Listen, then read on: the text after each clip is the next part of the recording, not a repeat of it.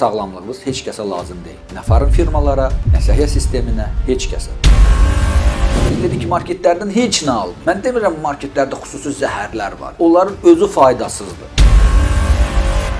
Sağlam qida hələ o demək deyil ki, xeyirlidir.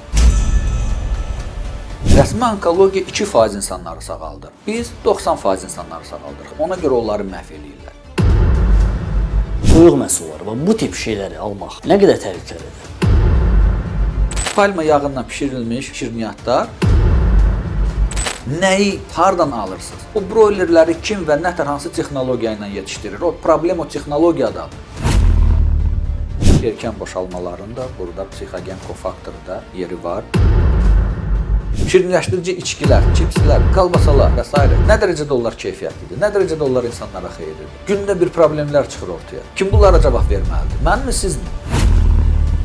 Uşaqları qorumaq lazımdır ki, onlar gündəlik bunlardan uzaq durub, heç olmasa təbii şeylər yesin. Niyə insanın əleyhinə istifadə edirlər? Kim və nəyi ora daxil edir? Problem peyvəndlərdə deyil, problem imperializmdədir.